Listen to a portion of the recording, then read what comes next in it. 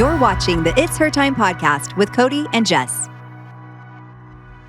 Hi, welcome to the episode. I'm so excited because today we are going to be talking about how to set New Year's resolutions that actually matter, something that you can actually stick to.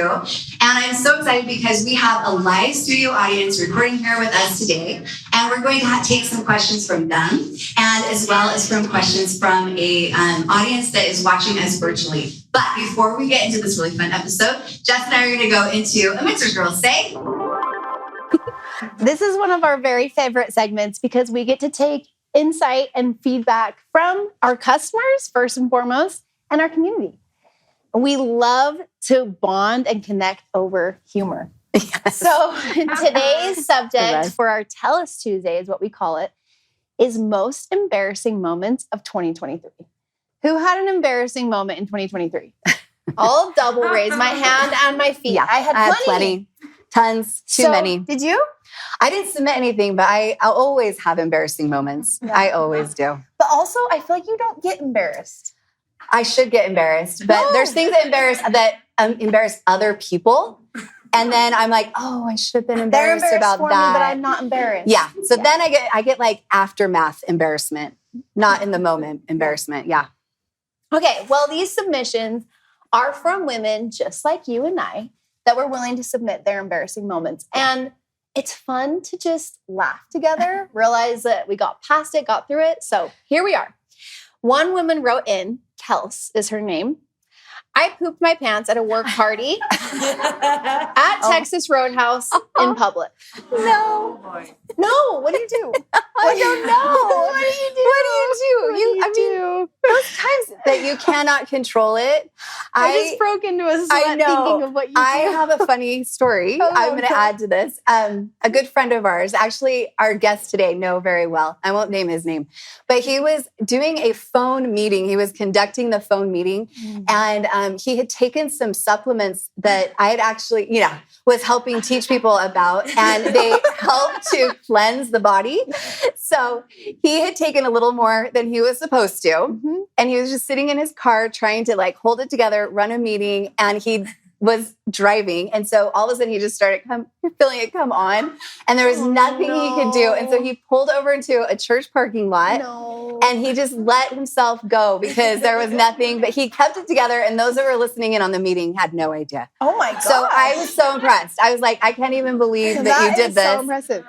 So I can't wait after this to find out. Yeah, I'll tell you who it is afterwards. I just won't do it on the show. Okay. This woman wrote, her name came in as Campania, something like that. Okay. Someone tried to shake my hand, and because I'm so incredibly awkward, I bowed. He was like, my lady. They're like, so formal. Stand up. All right. I peed my pants right after getting engaged. The bathroom was up a hill, and no, I did not make it. It's like the most exciting moment. And then, maybe he changed his mind after.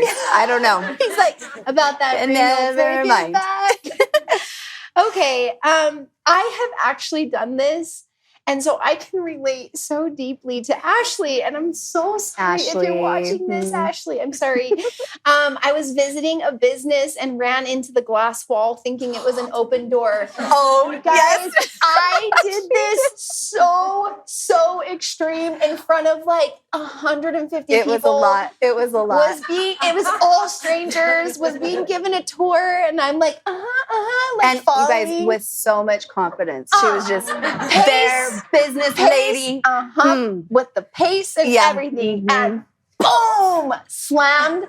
The worst part about all of it was that no one would laugh. Everyone tried to pretend they didn't see. They got on their computers. They were just and that was what made it the most embarrassing moment because I'm dying laughing. My nose hurts. My hands hurt because they hit the glass so hard. And no one laughed trying to make me feel better.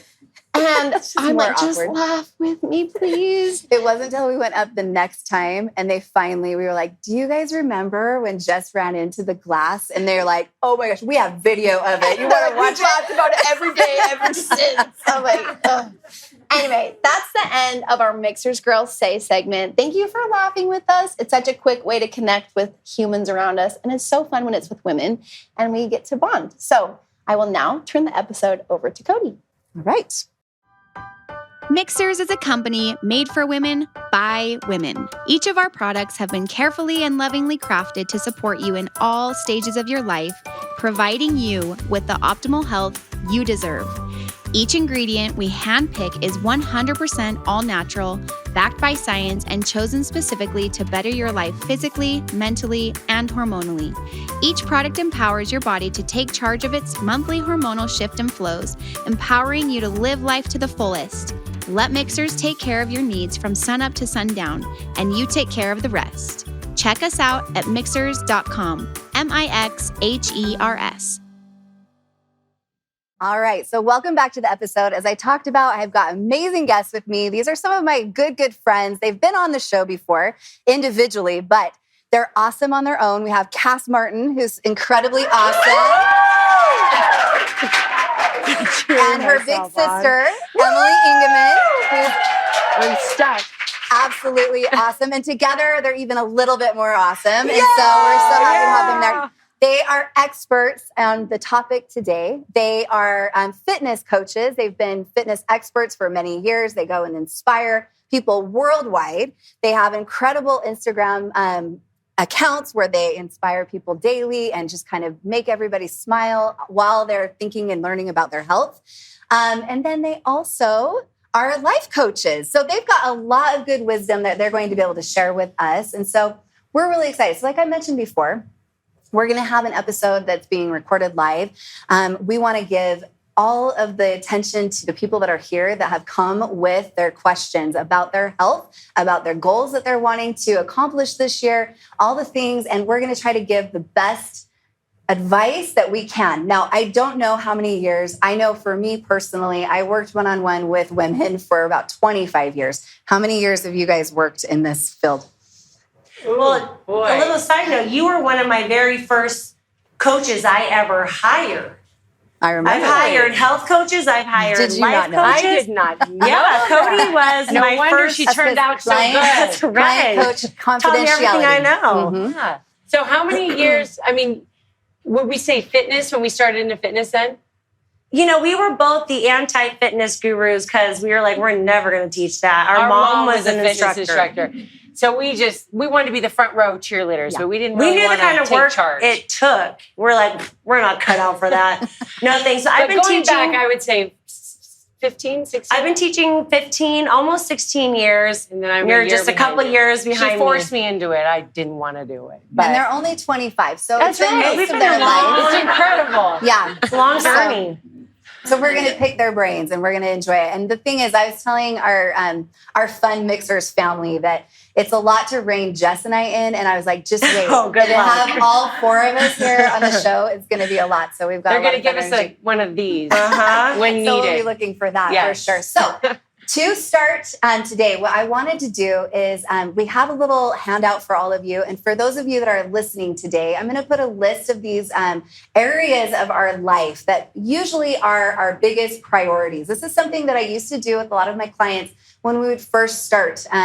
My background is a holistic health practitioner and also a functional nutritionist. And what that means is that, yes, I did teach people about the nutrition that they're putting in their body, but I was also teaching them about how we can nourish ourselves in all areas of our lives. Because many times people would come to me with specific goals that they had, whether it was to lose weight, whether it was to reduce symptoms, whether it was whatever, be a little happier.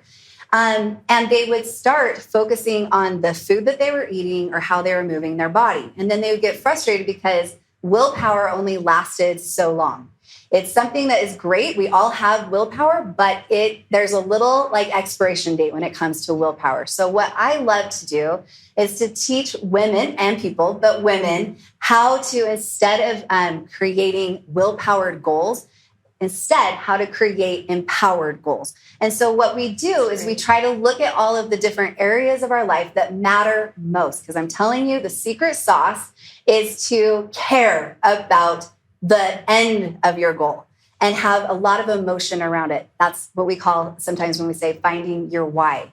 And in order to find your why, you really have to self-reflect and get into the emotion of it. Because if it just sounds good and everybody else is doing it, then you're going to just only have willpower to get you through. And that won't last very long. But if we can really figure out why do you want to accomplish these things that you have set before you for this year or for the next 10 years or whatever, we really need to just nail it down so that the things that you're doing, the effort that you're putting in, is actually meaning something. It's like the domino. It's helping to, allow all of the other good areas that we're wanting to work on and improve all fall into place. Okay. So when you are looking at this list, what I want you to do is you're going to think of these different areas of your life and you're going to kind of give yourself a little self-assessment. How are you doing in this area? Are you an expert? You could write the book, like you know everything about this area of your life, or are you a complete loser and you don't know anything and you're failing terribly, right? No, I'm just kidding. No one's a loser. We all have room to grow. That doesn't exist. But what I want you to do is self-reflect. And of course, you can continue doing this exercise and we're going to come back to it towards the end of this episode. But I want you to really figure that out. Give yourself a score, 1 to 10. A lot of us, I'm just going to tell you, are usually pretty hard on ourselves. And I feel like most people never give themselves a 10. So I want you to be really kind to yourself. Give yourself a true, whatever feels right in your gut, a true score, okay? But as we're doing this, as you're working it, we've got some of the girls that are in this audience today that have some questions. And so we want to invite them to come up to the microphone. And we're going to turn it over to Jess. Ooh. Yeah. Am I allowed to add just a tiny little thing on your survey? Oh. So I always think of the show Wife Swap. Do you guys remember watching that? Yes. And if you were to have someone swap you and be in your shoes, I think that sometimes helps us assess where we are on that scale, because a lot of what you do, you've had this line upon line, like little inch by little inch to get you to where you are, that you've almost forgotten your journey of all the work that's taken, all the years or the time or whatever it is to be in the position. And so you just feel like, oh yeah, well, I give myself like a 2 because and it doesn't take that much work, but you're kind of forgetting your journey. And I always think of that show. Like if someone were to swap, if I were to swap you, I'm sure I would rate you much higher because I doubt I have your skill set at all. Such a good point. Yeah. I love it. I love it. All right. So keep that in mind. What would your second wife score you? Yeah. Very important. Yeah. Sister wife, I should say. Yes, Sister there you wife. go. That's what I meant. Okay, as Cody mentioned, we're so grateful that some of you submitted questions on your own for tonight. It helps us so much to have an open, honest, helpful conversation. We can relate better to one another when we're pulling in friendships right here. Come on in. So first, can I have Caitlin come up? Caitlin. Yay, Caitlin. Caitlin. Hi, I'm Caitlin, and I'm from Oklahoma. And my question is, how can I balance having certain health goals and keeping a body positive mindset at the same time? In other words, how do I balance listening to my body and having self-discipline? Oh my goodness. So many good parts that I feel like that was a couple of questions. So I'm going to do my best, but I'm going to need your help with this too. So tell me your first part of your question again. How do I maintain self-discipline and having a body positive mindset? Okay. I love that. So having self-discipline kind of goes back to what I just was talking about with that empowered versus willpowered. I think that when discipline just means that you are going to stay consistent. This is when you create like a good, healthy habit that becomes second nature to you. This is the end goal. This is where we want. But how do we even get there, right? How do we make it so that this is something that we don't even have to think about? It's just like brushing our teeth every single day. So for instance, a lot of people have like health goals that they want to. What is your health goal? I should ask you that. What do you have a specific one? I'm doing 75 hard right now. Okay. Oh, baby. Perfect. Okay. Yeah. I have a love-hate for 75 hard. I did it, and I didn't call it 75 hard. Instead, I called it 75 strong because to me, in order to be able to feel like I could stay consistent, I didn't want to have the mindset that it was hard. And now this is probably one of the best tips I can give you, and something that works for me personally is that whenever you are trying to establish a habit, you want to work it into your life and make it feel easy and make it feel fun. So break it up into little small steps. So for instance, some of the things that you would do on 75 hard, you have like 5 main things that you do, if I can remember what they are. But one is that you're supposed to be drinking like 100 ounces of water every single day, right? So for me, one of the things I did to help set myself up for success, so it became a part of my daily habit to get that much water in, is that I knew that in the morning I'd have a lot to be getting ready to like get out the door and go. And so I would take 3 water bottles that each had about, they were 30 ounces, but it was close to the 100 ounces. I would fill those water bottles up the night before. And I put them in the refrigerator so they were nice and cold. So honestly, the only habit that I had to create was grabbing those water bottles and taking them with me wherever I go. And that made it easy for me to be able to get that 100 ounces of water in every single day. I love that there's a structured program with 75. I feel like I'm doing a commercial for 75 hard, but we're going to call it 75 strong. But it's great. But you can do that with anything. You can make this something that you take that's like, okay, this is what it looks like structured. Now, how do I make this into really easy, bite-sized, but fun, ways that are becoming habits that stack one up on another? I love that. So, yeah. What was the second part where you just said about having a positive body image? Yeah. Keeping that. I mean, I always go back to it, like the most generic practice, is just you have to practice doing it and telling yourself and focusing on the positive things that your body can do for you and is doing for you, and not focusing so much on the things that you don't think that it is, or that it doesn't look a certain way or whatever. And the more we practice that, the more easy those thoughts come, and you're pushing out the negative. And that seems like such an easy solution. But if you really focus on the amazing things that your body is and is doing for you. Currently, exactly. And not what you're trying to transform it into being, then you just celebrate all the things that you're doing, and you see the strength and all the things that you're gaining along the way, but you can love the process and also love where you end up and where you are now. And so it's a generic answer, but it works. It's practicing. Love the journey. Yes. Yeah, good. That's so great. Thank you so much. Yeah, that was a great question. I'm throwing in one thought, I love even though I was invited to. She's always invited. She's always invited in. No, geez. Just kidding. I was having a conversation the other day with a mentor of mine about forming good, healthy habits. And this was an overall conversation about health, not just fitness. And this person told me, how do we respond to a baby when they first are learning to walk? And when they're first learning to walk and they're first taking their first, second, third steps, and they're stumbling and they're shaky and they fall, and then they're trying so hard to pick themselves back up, we talk to them and we encourage them, and we're so excited that they're trying to get back up. We're so excited that they fell down, but that we're seeing in them that they're wanting to try again. And I loved that this person challenged me. How about if you were to look at your health and your overall goals for your business and for your life, and encourage yourself that same way that you would your child or a toddler. But I just love that, because it's the same as like talk to yourself like you would talk to a girlfriend. Mm-hmm. Treat yourself with like encourage,ment and love and excitement that you're even trying. So anyway, that's my 2 cents. Thank you. I love that. Awesome. Good luck with your challenge. We're going to cheering for you. That's so great. Yes. Strong. Yeah, That's right. Yeah. Not hard. It is hard, but. Okay, next, Shanna. Shanna. Yay, Step Shanna. right up.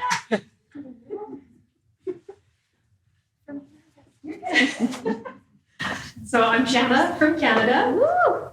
And my question for these lovely ladies is, how do you stay focused on your why when the to-do list and life gets in the way, the hormones start being unpredictable and wonky? Not saying that I'm in menopause, but it's coming for me. How do you stay focused on the big picture? Oh my gosh. Well, I'm going to take this first because I'm right there too, girl. And so, yeah, I'm like knocking on menopause's door right now. And so there's a lot to learn. But to go back to the first part of your question, how do you stay focused on your why? Again, this is going to sound like something you've probably heard before, but we're going to talk about the big rocks, you know what I'm saying?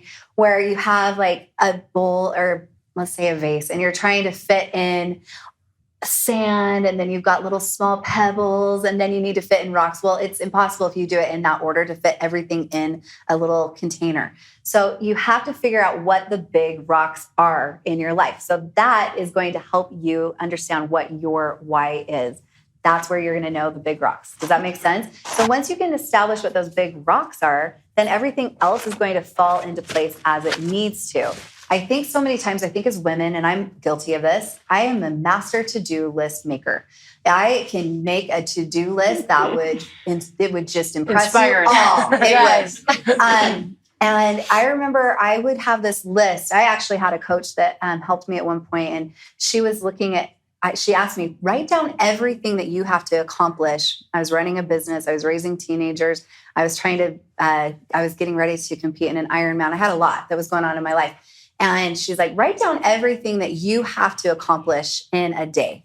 And I was like, okay, here we go. You guys, I submitted it was a 4-page typed list. Okay. And so what she showed me how to do is how to take that list and divide it into manageable pieces. So she says, okay, tell me the things on this list that nobody else, absolutely no one on the earth can actually accomplish but you. Okay. There was actually quite a bit that was on there that other people probably could have done. So she's like, the first thing you need to remember to do is delegate. And so start delegating. And then she said, okay, now go through the list and what's left, the things that you haven't delegated out, and what is it that you can actually delete. And so we went through, and these things that I was spending my time doing. Or baseboards on there, cleaning baseboards. I mean, don't ever put that on the list. It just makes you depressed. You're not getting to it. It probably was on there. These things that we think sometimes are so important, but really, do they match up with our why? Do they lead us to achieving the things that really matter most to us? So I went through and deleted a lot of the things that are on that list. And then the rest ended up being my actual do list. And you're going to get the theme here that I'd like to change names. So instead of it being a to-do list, I also changed my mindset around it. And I was like, this is going to become my best day list. So instead, all of these things, if I do all of these things, by the end of the day, it's going to be the best day ever. Yes. And so it became this fun celebration. And if I didn't get everything done, then I was like, you know what? Honestly, still a great day. It was still awesome. And I didn't beat myself up. A couple things that I work with clients about is this very thing of the to-do list, because mine is not a 4-pager, but what I do is I select 3 things. And if I can do those 3 things, if there were 3 things on the list that would make me actually feel accomplished, that's going to be my focus. And then also I have a to-dream list. The baseboards go on there. That's if I need to a kid is acting out. Dream man and somebody comes over and they're like, can I do anything for you? And they're like, yeah, my baseboards. But something that I think that our to-do list is oftentimes, or maybe things that we're wanting to try and new skills or hobbies. And they're fueled by passion and energy and things that are really exciting to us. And I think that we can have these things and these goals and then we look at reality and it's oh, well, I don't know. And maybe I'm losing my passion for this thing that I was really excited about because I am realizing how much work is required to get it done. And now it doesn't seem so fun. And what I like to remind myself is my purpose behind what I'm doing. And I heard on this great video years ago that to define your purpose is how do people's lives change as a result of what you do? I love that. Yeah. Mm-hmm. How do people's lives change as a result of what you do? So I think about the things that aren't as exciting on my best day list, like dishes. Well, how do people's lives change as a result of what I do? Well, I love to have a clean area. And my house is not clean. Dishes is kind of one of those triggers for me. If the dishes are done, I'm happy. If they're not, watch out. Me too. Dishes are my trigger. Laundry, forget it. It's piled high to the sky, but dishes. So how do people's lives change as a result of me doing dishes? Well, now I feel a little bit more energized to put energy into that.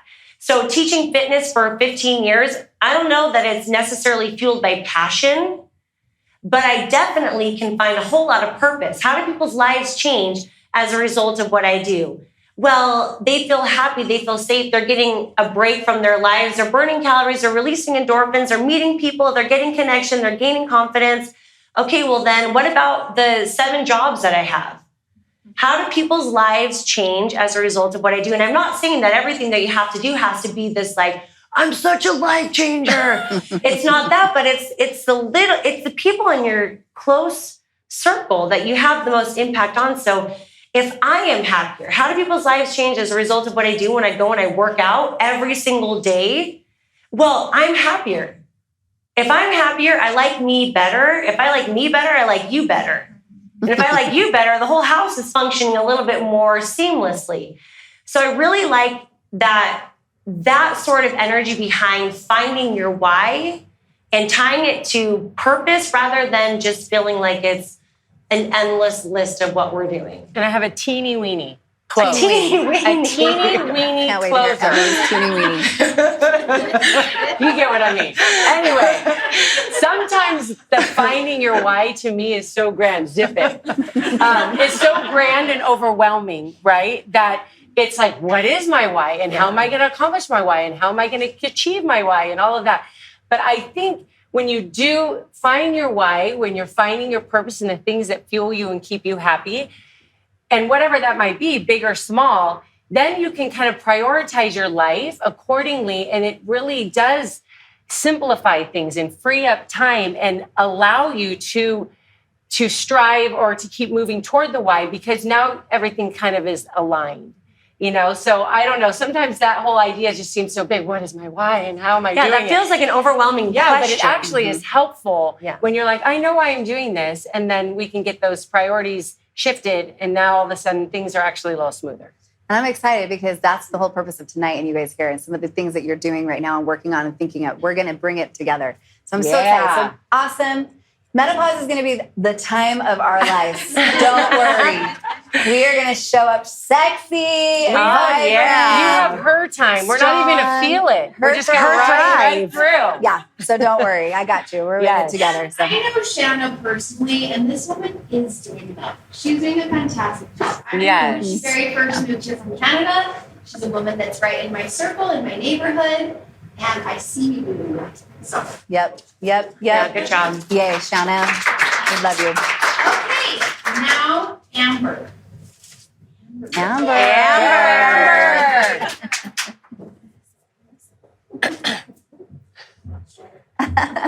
Little petite thing. I'm Amber. So my question is, how do you balance family needs versus your needs and goals? And then also, I've been kind of on a bit the last 2 years. How do you get the rest of your family on board with you?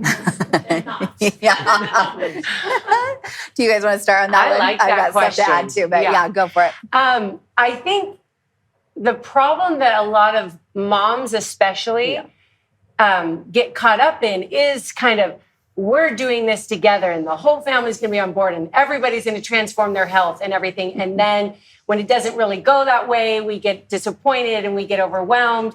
Or then you start focusing on making sure they get all their things and then you fall back on the back burner. And so I think, at least for me in motherhood, I just really have strived to try to do my best to remember what matters to me and stay healthy and the best that I can so I can feel my best and show up my best.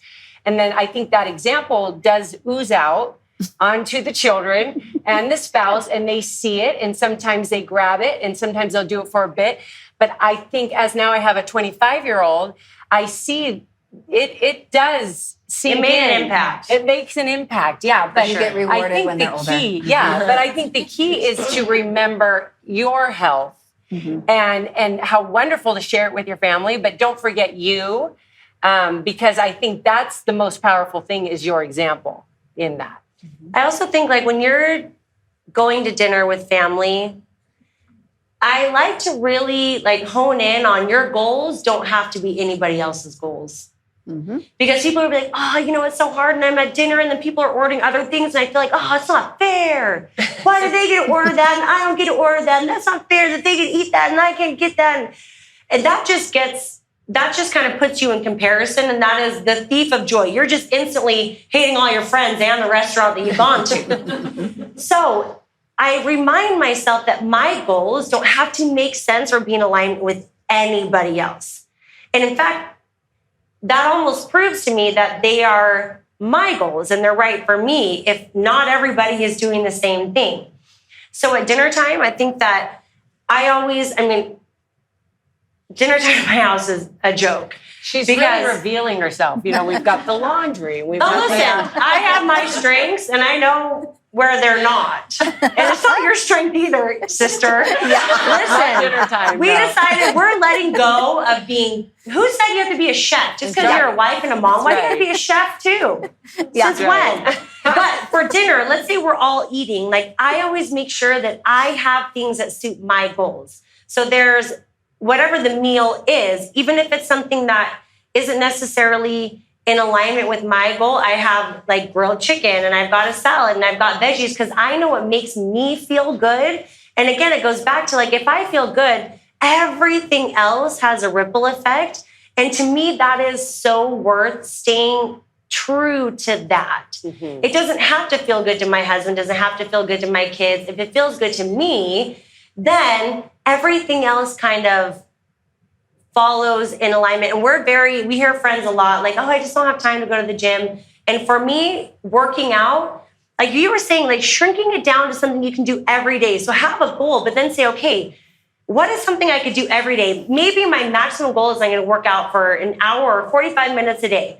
Well, what can I do every single day that still makes me feel accomplished? Like for me, if I get 20 minutes in, I'm like, great, perfect. If I get 35 minutes, even better. 45, great. But as long as I can get that is what makes my life possible.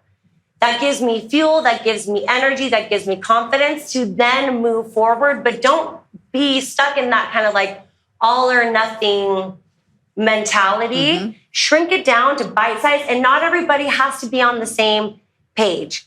An example will go farther than it's oozing, remember? It's oozing from you. And it isn't necessarily like, I think that my kids and my husband, they see it, and I need for them to have their own journey because I can't force it even if I wanted to. Mm-hmm. It's so true. And I will say I have grown kids. I have a 31-year-old and a 28-year-old. And so when they were younger, I learned a lot. I failed a lot. And I think that I learned quickly that I was maybe making it too strict at our home by trying my intention was to, I'm the mom. I'm going to make sure everybody is healthy and I'm in control of what they're eating. And I started recognizing that I was actually creating an unhealthy relationship to food and to exercise because it became something that was like a stress. Like I've got to do it perfectly because I don't want a little morsel of sugar to go into my child, you know? And so I relaxed and I had to be okay. Like I remember my son coming home once and he had gone to a friend's house and he's like, Mom, there is this stuff. It's called Top Ramen. It is so good. And I was like, oh my gosh, you didn't know what Top Ramen is? Okay. I just, I felt like, okay, I needed to loosen my grip. And I will go back to say, I just started living healthy myself and talking about how good I feel and how when my kids started even telling me, like when I was being grumpy, they'd be like, Mom, do you need to go out for a run? Like they started knowing like, oh, Mom does this to feel better, and I think that trickled down. And then they now as adults, they're very self-disciplined on their own. They care about their health. They have the knowledge base because they were modeled it, but we kind of stepped it back on the like crazy, regimented health routines. And so, that would be my best advice for you. Love that. Thank you. Is there Top Ramen in your pantry? There actually is. It's in our food storage. You've come a long way. You've come a long way. Emergencies. The apocalypse. we will eat Top Ramen. Yes. Okay, Jaden. Hi, Jaden. Hi, I'm Jaden, and I'm from Las Vegas. Wow. Girls from all over. I know, it's so fun. My question is what has helped you maintain healthy consistency and motivation in your healthy habits instead of starting super strong and then falling off and then getting mad at yourself that you're not doing the perfect job? Yeah, Yeah. You want to start that one, sister? I think Sisters. something Can I be a that sister? you I want to be a you sister. are. Emma, you are. You're an honorary one. I think you nailed something really important in your question about getting really down on yourself. And I think more than anything, your self-talk, a lot of times when we want to change and get different results, we change our actions, but we kind of just keep going the same cycle because we're never changing how we think about it. And we had this conversation with our sister-in-law the other day, and she was just like, I can't stop eating sugar. And I'm like, if that's really what you believe and you keep telling yourself that, that's surely what's going to happen. You know, like you will prove yourself right. You will prove right. your brain. That's what's amazing about your brain. And it can work for you or against you. And so I like to, and I've come a long way on my journey with my relationship with food and exercise, and it wasn't always healthy. And my self-talk was terrible. And I would look in the mirror and I'd just be like, oh, this is wrong, and you look bloated, and you shouldn't have eaten that pizza. And I had just all these things. That was the voice in my head too. You stink. Talks just like that. It's like a California surfer dude. They just put me down. But I had to really turn up the volume on my thoughts. The average person has between 60,000 and 80,000 thoughts in a day. And majority of them, like, I don't know who's doing the counting, majority of them, they say are on auto repeat. So if you find yourself having these same cycles, you've got to turn up the volume on your thoughts so that you can actually get to know yourself. What are the ways that you self-sabotage? We all do it. And if you're wanting to feel better, don't make it so, if health is the goal, don't make it so dependent on size and weight and perfection, because then you can find little ways to sneak it in every single day and build that consistency. Consistency, if you give, 30% one day, 80% one day, 100% one day, 20%, it adds up to so much over time. But if it's either 100% or nothing for 5 days, and then 100% and then nothing for 5 days, that doesn't add up to as much over time. So then you can find little wins, and those are really fun. And then you start training your brain to find those, and you're like, I'm freaking awesome. And look at me. I did eat a vegetable. Wow, how amazing. And I am drinking this drink. It makes me feel so good. And you start to reward yourself, and that will do so much more in your journey of consistency than I think anything else, because it's the mental game and the mental support, inner support for you, working on you being your best self. And if I might. You might, please. Do I need to? Consistency is the key, right? Emily is a great example of this. I will not, unlike you, I didn't do 75 strong, and I won't do 75 strong, because I do have I want to be realistic with what I can do every day now. I'm 47. When I'm 57, can I still move my body, get that movement in? And so I just really don't want to even entertain extreme. I just want consistency, and I want to be real with myself in what is real for my life. And like Kass was saying, 20-minute movement, that's awesome. Where I used to think if you don't work out for an hour, then it's not even considered a workout. Doesn't count. It doesn't count at all. And that's just not true, because consistency is the key, and perfection, doing anything perfect, there's no such thing. So the journey of living a healthy, happy life is just every day. I'm choosing me. I'm choosing to feel good. I want to show up as the best version of me. And so I do these things, nothing extreme. I used to be mad at that. And that's a whole other mind trick too. I started going to the gym when I was old enough to have Mad membership, because mom we could go into the gym at 13 because our mom taught there. And I'd be like, this isn't fair. I've got to work out every day. This is the rest of my life. Every single day I'm doing this. I'm 17 and every day. So that is actually a gift to move your body. That's a real cool thing. Because if you've ever been like sick and laid out and you're just like, oh, I wouldn't give to move my body and go on a walk right now. So that's that mental shift of like, I get to do this every day. And it doesn't have to be a long time, but I get to do it. So little steps add up. And I'm just going to say that the mind is the biggest muscle, and that's what we need to train first. With everything they just said, I loved it. So good. And that's what I would try to help women understand is that let's start with this before we even get to how we're moving our body and what we're actually eating. So yeah, good question. That's great. Thank you so much. Here. They just have to stand there so reverently. I know. Just waiting for us. All right, our very last question, then we're going to end this podcast episode, is Katie. Katie. Step right up. Katie. That's right. Hi, I'm Katie. I'm from Georgia. There's so much mixed information on what is healthy versus what is not, and no one can seem to agree on what is best for our bodies. So how do we progress in our journeys, and then how do we know when we can step it up? Well, I'm going to just start out. I know you have so much you can say about this. Is that there is not a one size fits all for any of us. We're all bio individuals, so there's so many diets or so many exercise strategies or so many, I don't know, like protocols that people could follow.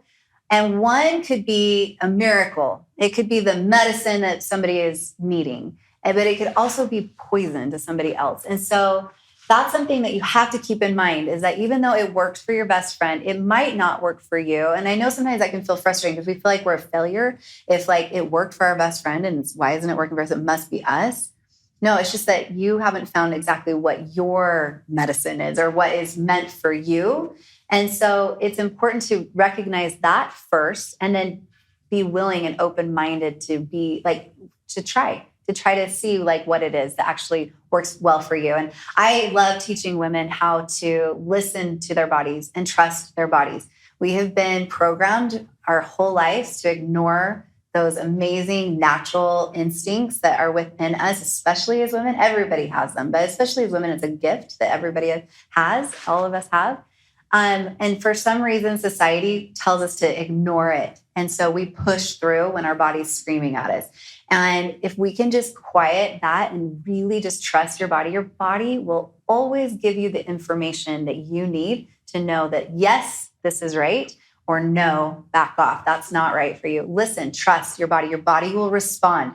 Don't fall into the like fear when it comes to how you are going about your health and the way you approach it.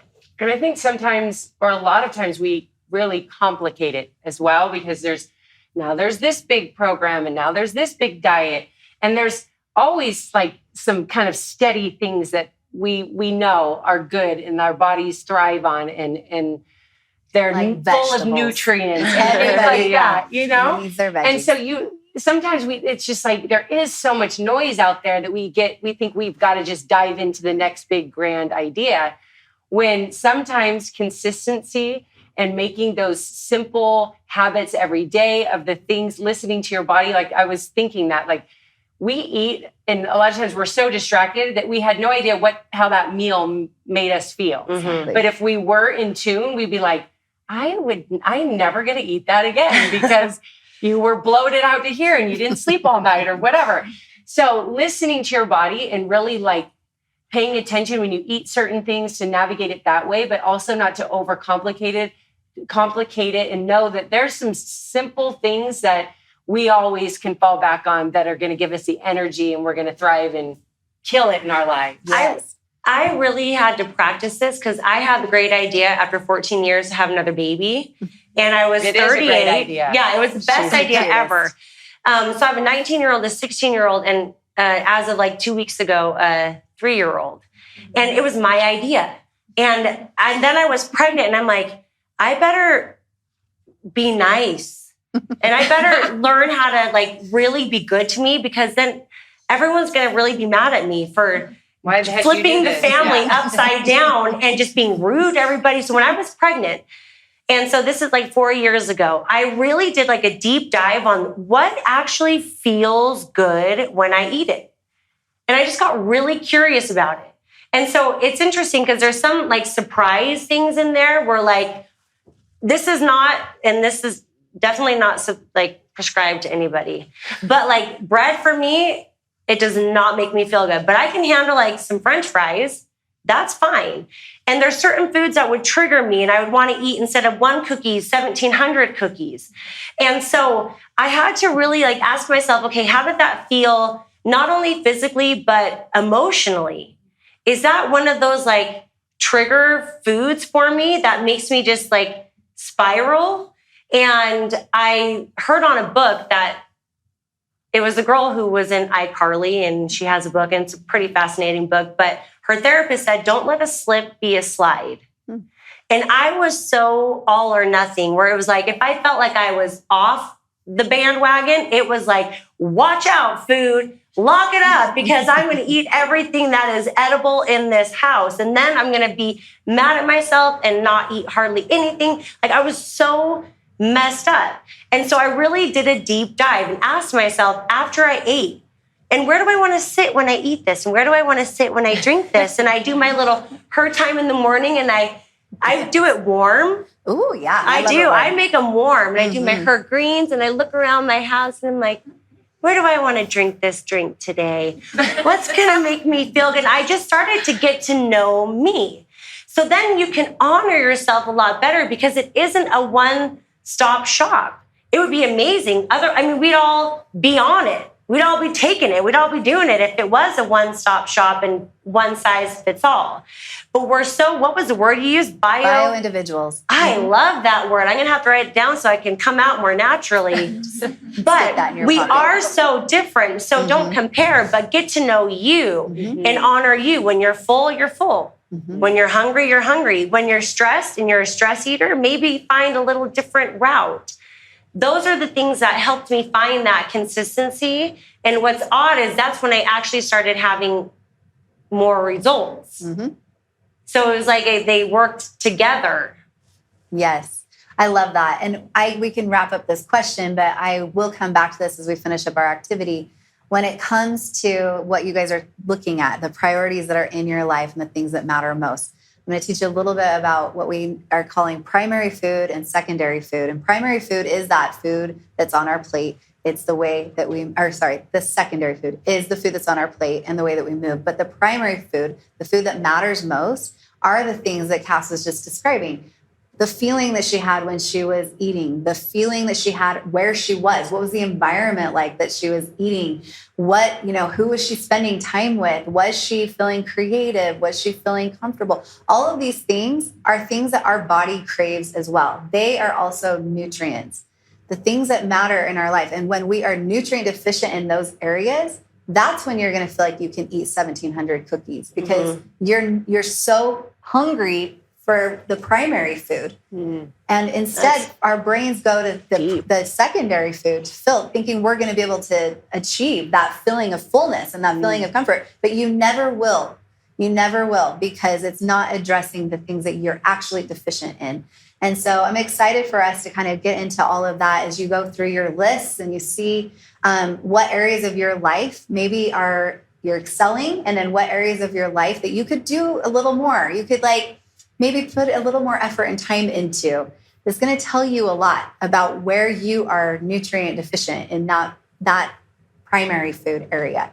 So what I'm going to have you guys do is, as you've looked at your list, look at the bottom 2 or 3. You can decide if you're ambitious, 3. But if you want to be more consistent, I'm going to say 2 because it's going to make it so much easier for you.